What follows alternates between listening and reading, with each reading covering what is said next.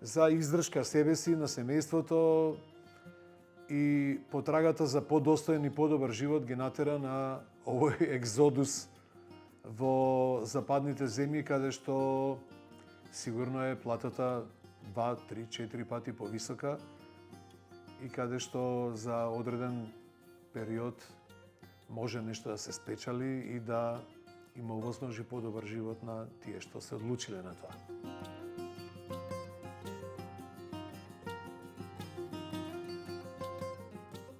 И гледајќи какви ни се состојбите во државата претходните 2 години и сега, секој оди во потрага по подобар живот, подобра плата за него и за семејството. Да, отидоа пред недела дена неколку возачи кои добија лиценца за работа во Германија. Меѓутоа,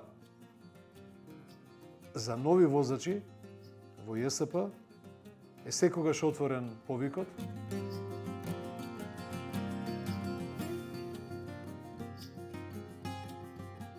Трендот на заменување на возачите во ЈСП трае веќе неколку години. Првите што замина отидоа во Малта и во Германија.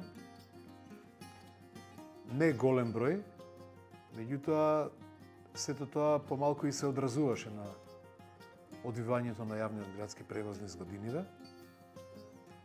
Трендот продолжува и сега, исто така во некој обем кој не е опасен за јавниот градски превоз, меѓутоа сепак одлив постои.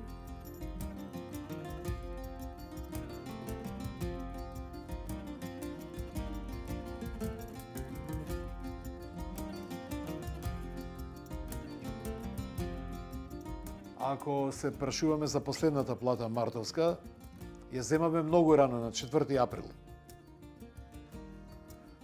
Меѓутоа, претходната плата за февруари ја земаме па на 20 март.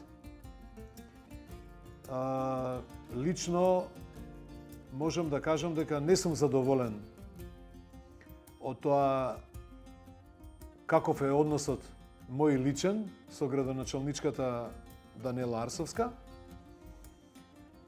Ние нашето го направивме. Значи, субвенциите, блок дотациите ги донесовме на седница на Совет на град Скопје и мислеме со тоа дека сагата околу личниот доход до крајот на 2024 година е решена, меѓутоа не беше така.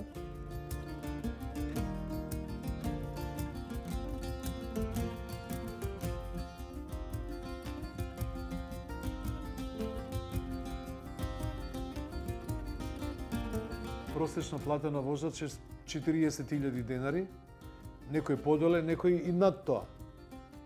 Во зависност од тоа во каков турнус работат. Така да не мислам дека е тоа доволно.